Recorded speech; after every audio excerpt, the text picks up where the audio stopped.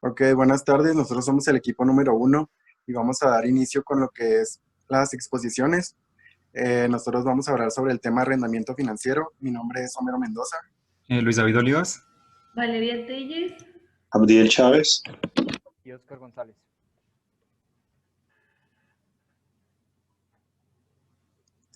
Como primer punto, tenemos que es el arrendamiento o leasing financiero. Este es un contrato que se lleva a cabo pues entre dos partes, que sería la empresa arrendadora y el inmueble, bueno, la persona arrendataria, que este se lleva a cabo para el uso de un bien inmueble o un activo a cambio de pagos. Estos pagos se pueden llevar realizados por adelantado, que sería al inicio del contrato, pagar por adelantado, no sé, supongamos que el contrato es por un año, se lleva a cabo el pago de todo el año o se puede realizar por pagos periódicos, que vendría siendo lo más usual mensualmente. Ok, para el arrendador, el arrendamiento financiario, perdón, pues es una fuente adicional de financiamiento, ya que esta persona está recibiendo una renta periódico que cubre pues el costo del equipo. El arrendamiento financiero, como mencionaba anteriormente, pues es una fuente de financiamiento en la cual se llevan a cabo varios elementos de importancia, el cual sería el valor del dinero a través del tiempo, que este es el poder adquisitivo del dinero y el costo de oportunidad. Ok, para esto intervienen tres partes, que es el proveedor del bien, la empresa leasing, que sería el arrendador, o la empresa arrendataria. En esta, el proveedor es quien adquiere el bien, la arrendadora es quien va a ceder o entregar el bien a la arrendataria, y la arrendataria va a pagar una renta o cuotas periódicas al no haberla pagado anticipadamente.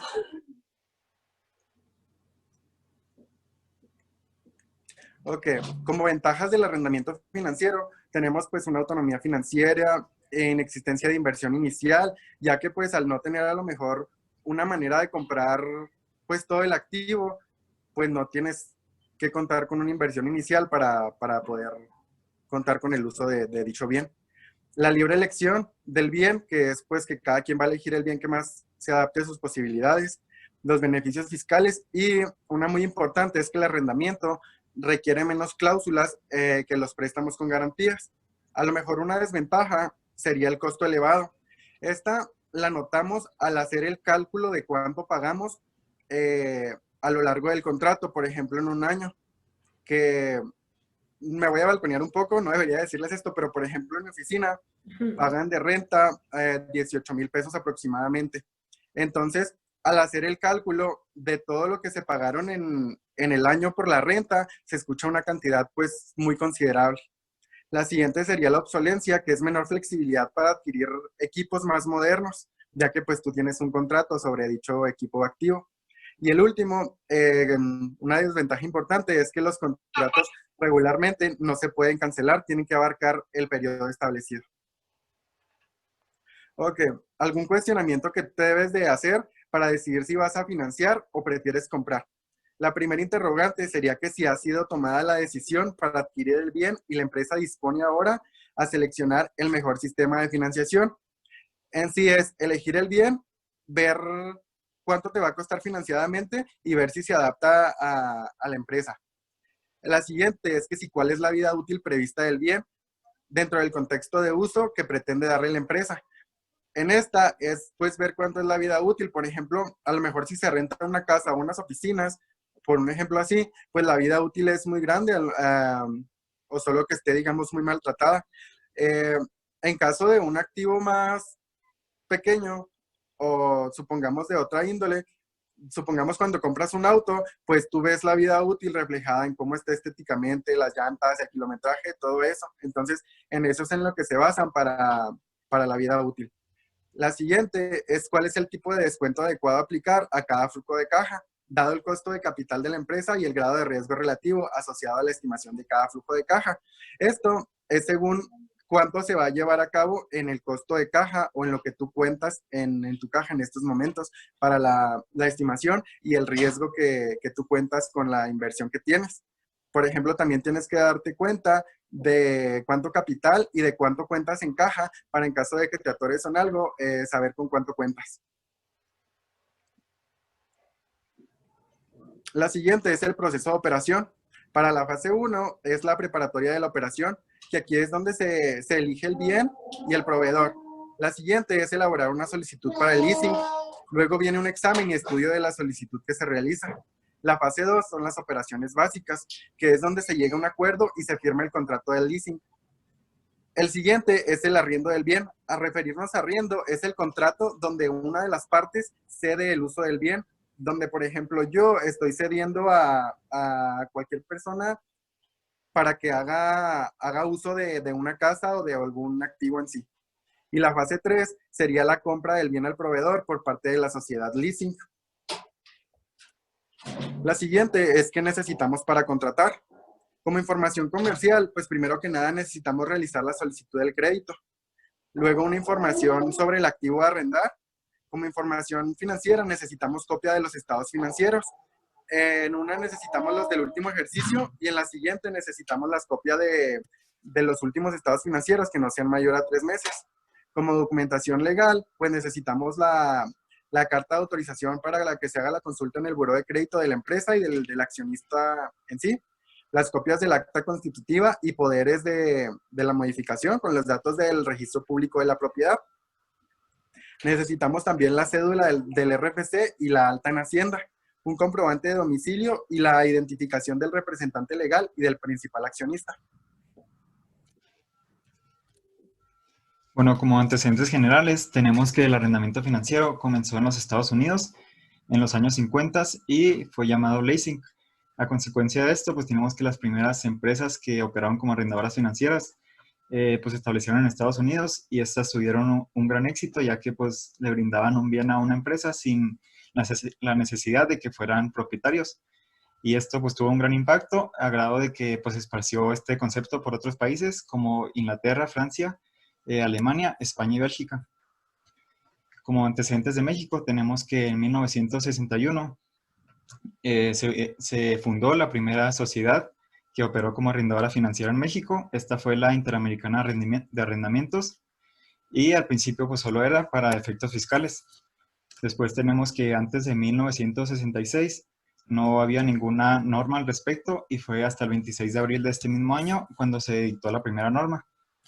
En 1981 las empresas arrendadoras se incorporaron como organizaciones auxiliares de crédito, que es como las conocemos hoy en día, y también se reglamentó el contrato del arrendamiento financiero. Aquí en marco jurídico pues tenemos algunas leyes donde algunos de sus artículos o secciones pues son concernientes al arrendamiento financiero. Por ejemplo, en la Ley General de Títulos y Operaciones de Crédito tenemos del artículo 408 al 418. En la Ley General de Organizaciones y Actividades tenemos el artículo 4, fracción 2. En el Código Fiscal de la Federación está el artículo 15. En la Ley del Impuesto sobre la Renta tenemos el artículo 30. Y en la NIF-Pymes está la sección 20. En ellos, pues así a grandes rasgos, nos dice las especificaciones que tiene el contrato, así como puede ser pues los plazos, los impuestos, seguros, las opciones terminales y también nos dicen las obligaciones tanto del arrendatario como del arrendador. De hecho, pues algo que me parece interesante es que esto pues es como una renta, ya que todos los gastos y seguros deben de ir por parte del arrendatario. Bueno, buenas tardes compañeros. Yo pues les voy a hablar sobre lo que son los elementos del contrato de arrendamiento financiero, que pues básicamente se divide en 3 principales. El número 1 sería personales, y en este entra lo que es el arrendador. Pues ya para este punto me imagino que ya van captando más o menos qué es el arrendador y el arrendatario por la explicación de mi compañero Homero. Pero pues bueno, el arrendador pues le conoce como la parte que posee el activo, y este es obligado a conceder el uso o manejo temporal de los bienes solicitados por el arrendatario, ya sea que pues la persona guste financiar, pues hacer el intercambio, ¿verdad? Cambio, por favor. Bueno, en el inciso B nos encontramos con que el arrendatario, que pues es el que va a hacer el trato, por así decirlo, con el arrendador, pues es la persona o encargado que tiene derecho del uso o goce de los bienes solicitados por él. Pero aquí está la cosa, a cambio de este bien, pues tiene él obligaciones. Y aquí les muestro 3 obligaciones muy importantes para el arrendatario. Que la número 1, pues vendría siendo el que tiene que pagar una renta, que ya va a estar estipulada por el arrendador en el contrato. La número 2 es de que pues el arrendatario debe responder por los daños que el bien arrendado pues pueda que sufra por cualquier motivo o accidente que pues se llegará a presentar, ¿verdad? Y en el número 3 se nos dice que pues el bien se debe de usar conforme a la naturaleza de este mismo. Cambio, por favor.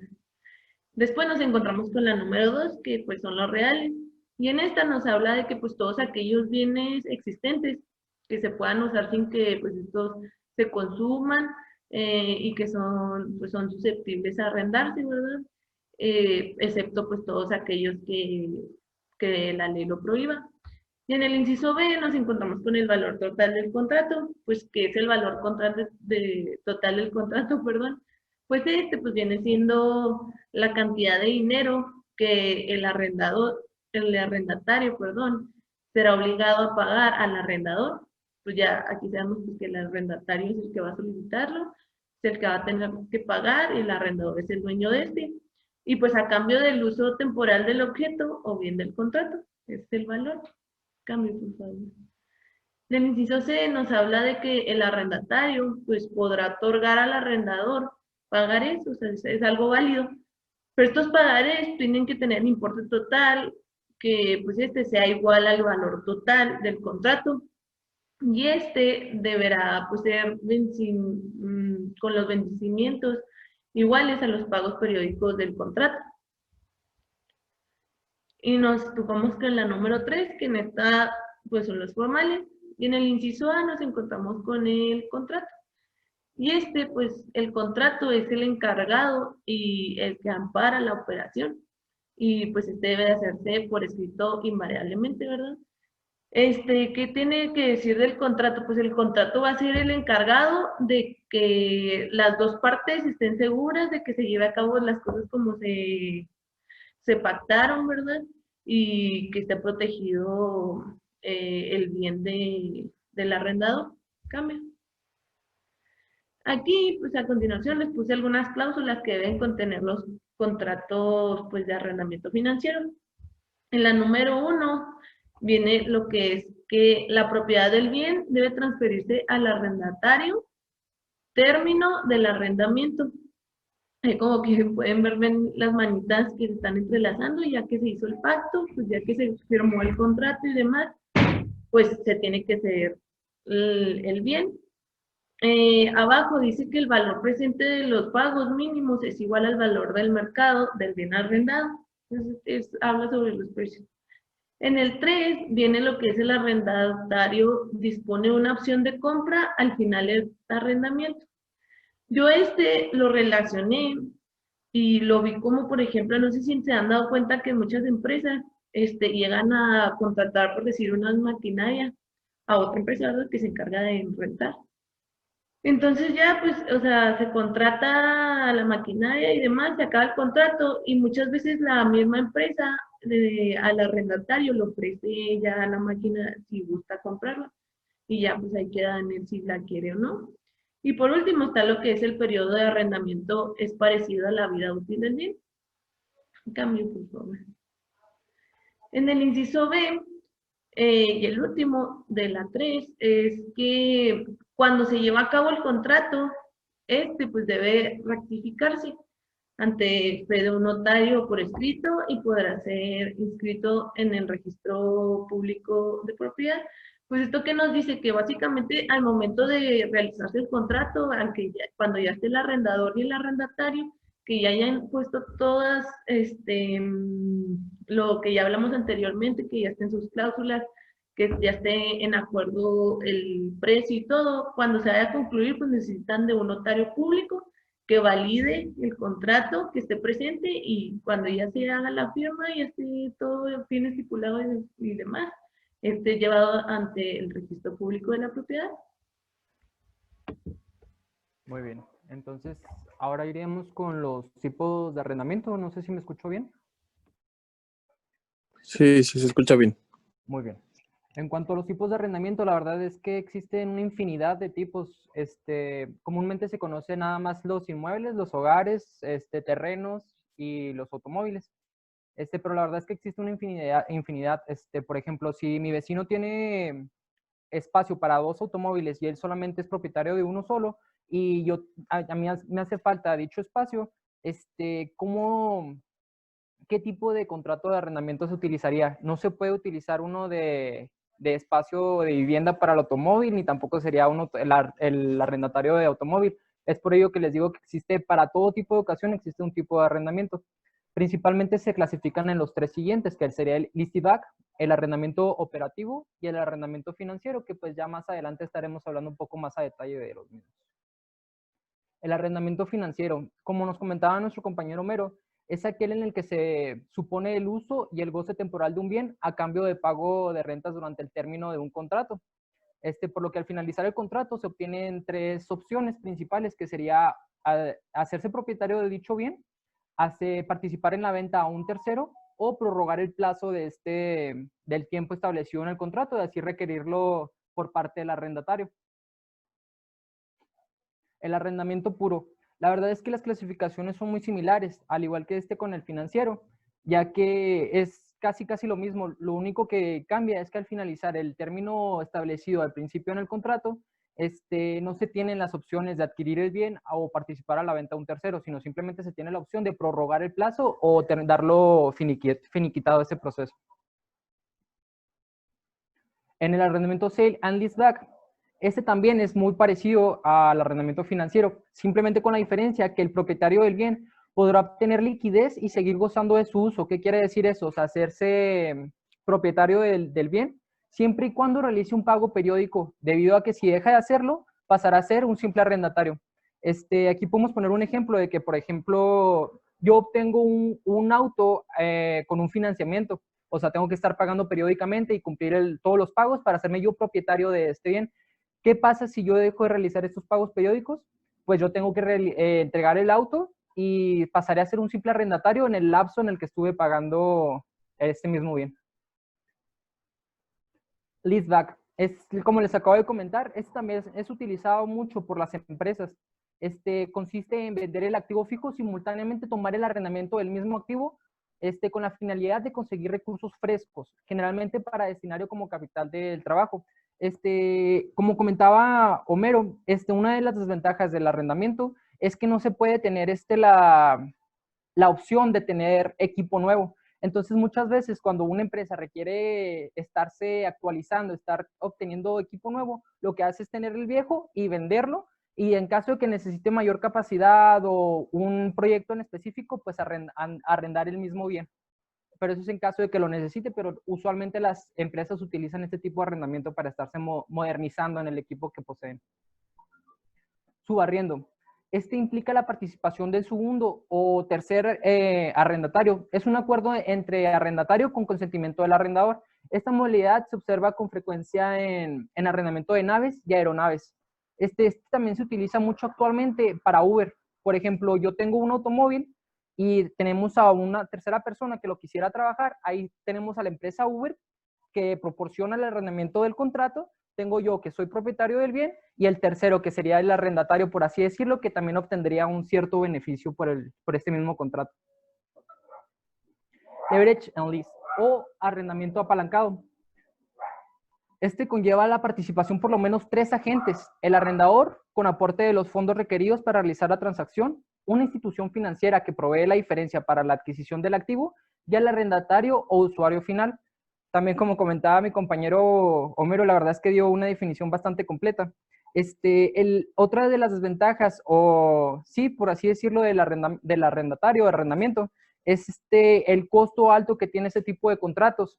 Debido a esto, pues muchas veces cuando yo hago un contrato con otra persona, muchas veces se presta a que una institución financiera nos proporciona el recurso, ya que ella también saldría beneficiado, porque pues sabemos que los bancos nunca pierden, por así decirlo. Entonces él al proveer la diferencia para comprar dicho contrato, pues también sale beneficiario, ya que pues posiblemente sea a crédito y se tenga que estar pagando, y ahí es donde tiene el beneficio, y pues los tres saldrían beneficiados, las tres partes.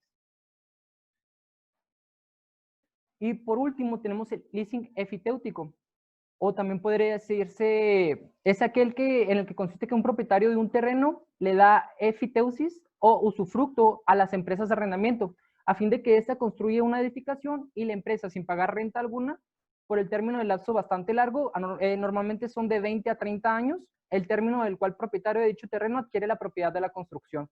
Ahí pusimos la imagen de Deliburger, ya que pues ahí trabajé yo un tiempo y le platiqué al dueño que si cuánto pagaban de renta, y es que ellos lo que utilizan para tener varias sucursales en la ciudad, ellos no rentan sus sucursales, el terreno donde instalan sus sucursales, sino que ellos o ven un terreno que les parece factible para su sucursal, entonces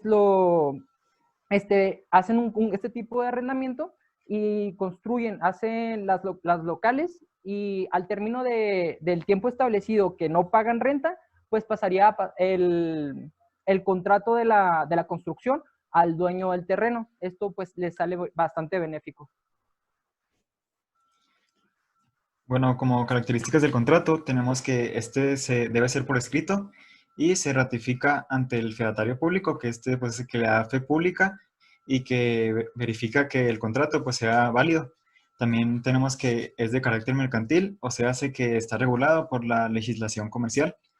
También concede el uso o goce temporal del bien, como habíamos mencionado anteriormente, y el precio fijado se va a liquidar en pagos parciales. También tenemos que las partes se pueden acordar para que se inscriban en el registro público del comercio. Esto pues sería principalmente para brindar una mayor seguridad y certeza jurídica en el contrato. También se establece un plazo forzoso para la vigencia del contrato.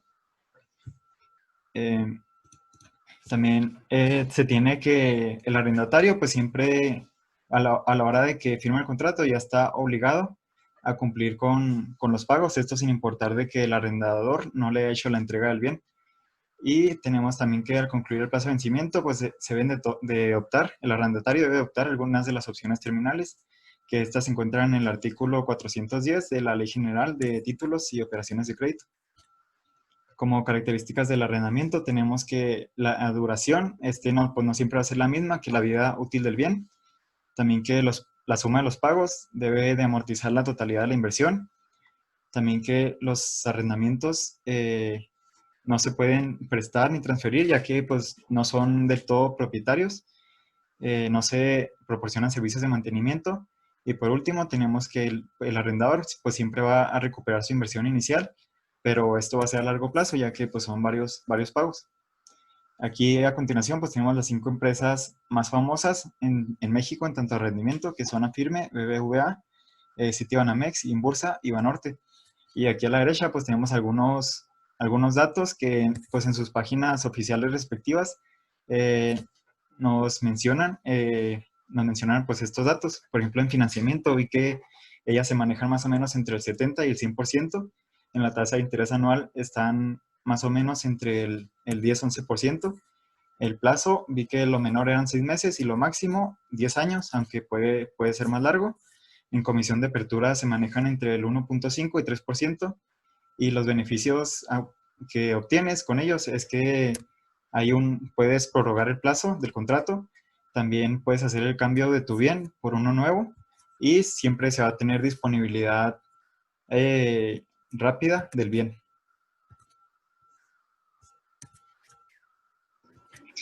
Bueno, hoy como estamos viendo hoy en día, las cosas han cambiado en cuestiones del trato en persona. Sí, ahora ya digamos por la pandemia y aparte del avance de la tecnología, ya no es necesario hacerlo, estos trámites directamente en persona a persona, sino ya todo esto también podemos hacerlo en línea.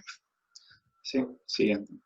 Bueno, como primero tenemos empresas financieras para empresas ya establecidas, empresas grandes y también para pymes. Para las empresas ya establecidas tenemos a las más conocidas como es Arrendadora Incremex, la cual pertenece al grupo USA, que tiene diversas concesionarias automotrices. O sea, ellos ofrecen arrendamientos financieros y puros de automóviles, equipo de transporte, equipo, maquinaria, etcétera. Sí, todo esto lo podemos hacer en línea. Entonces, todos estos procesos y aparte te otorgan una persona que se encarga de llevarte paso a paso en el proceso. Siguiente, por favor. Otra que tenemos es Unifin, que viene siendo la institución bancaria más grande, institución no bancaria, sí, más grande de aquí de todo México, en la cual ellos tienen el arrendamiento financiero, ya sea para también equipo de cómputo, autos, lo que viene siendo maquinaria, etcétera. Sí, la ventaja con ellos es de que si tu línea de crédito lo que requieres, si es menor a 7.5 millones de pesos, puedes hacer el trámite en menos de 72 horas. Siguiente, por favor. Para las pequeñas y medianas empresas, tenemos al Lendera. Lendera pertenece a Predmex. Sí, ellos tienen un modelo diferente a los demás, que viene siendo de un fondo colectivo, en el cual tú como pequeña y mediana empresa presentas tu proyecto de lo que requieres y diversas financieras pueden aprobar ese proyecto y te pueden apoyar.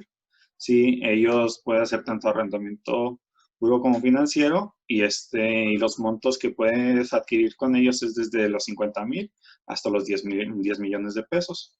Solo tienes que comprobar tus ingresos y tener por lo menos en operación 6 meses. Siguiente, por favor. Bueno. Les voy a dar unos ejemplos de lo que hemos estado viendo durante la presentación.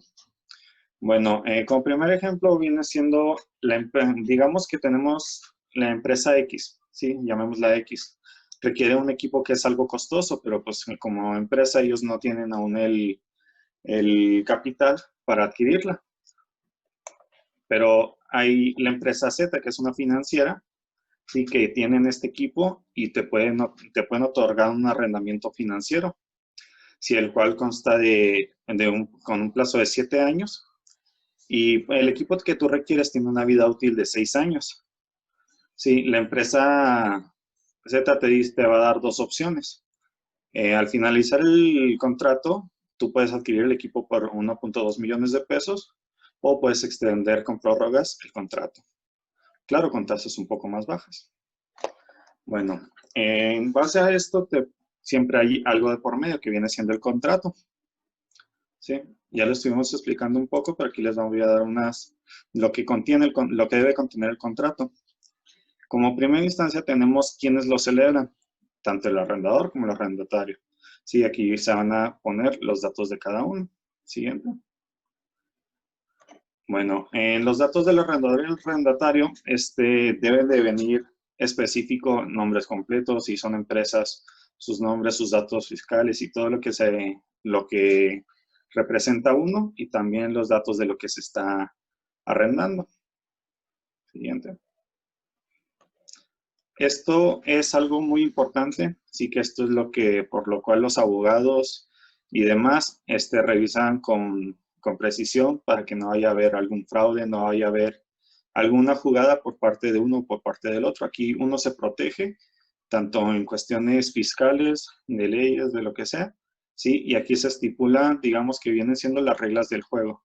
Sí, aquí se dice que se está arrendando, qué plazos, qué costos, etcétera. Aquí se dice todo lo que cómo va a ser el arrendamiento, ¿sí? Y lo más importante, que sin esto no tendría nada de validez todo lo que acabamos de hablar, vienen siendo las firmas, que vienen a ser tanto del arrendador como el arrendatario o representantes. Bueno, y por último, pues tenemos las referencias utilizadas en la exposición y pues queremos dar muchas gracias por su atención.